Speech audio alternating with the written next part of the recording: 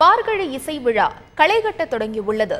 இது தொடர்பாக நமது சிறப்பு செய்தியாளர் வி சந்திரசேகரன் தரும் பல சுவையான தகவல்களை பார்ப்போம். தந்தி தொலைக்காட்சி நேயர்களுக்கு அன்பு வணக்கம்.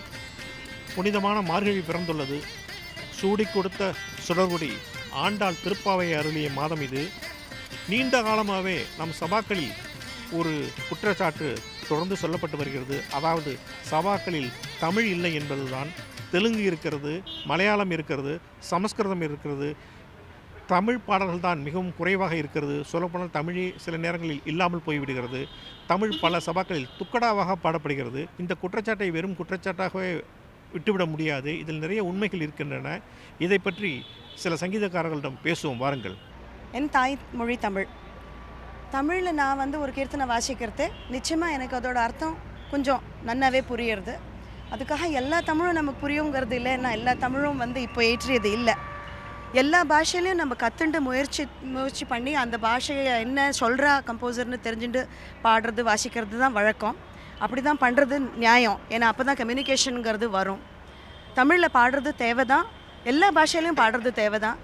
அண்ட் என்னோட ஆசை இல்லைன்னா தமிழ் கச்சேரிகள் நன்னா நடந்தால் நம்ம தமிழ் புரிகிற மக்களுக்கு இன்னும் கூட போய் சேரும் இந்த சங்கீதம். கச்சேரியில் நம்ம கர்நாடக இசையில்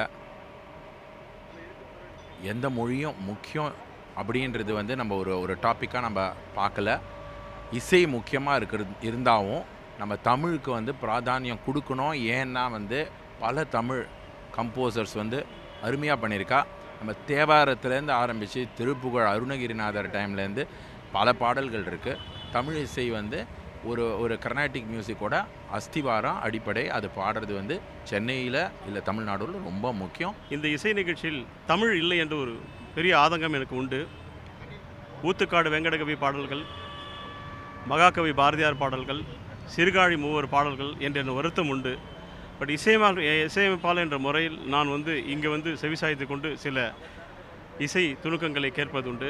பெரிய ஆதங்கம் உண்டு. இது இசை வல்லுநர்கள் தயவு செய்து அடுத்த வருடத்திலாவது இதை பூர்த்தி செய்ய வேண்டும் உண்டு. தமிழ் வர வேண்டும், தமிழ் இசை பரவ வேண்டும் என்பது என்னுடைய விருப்பம்.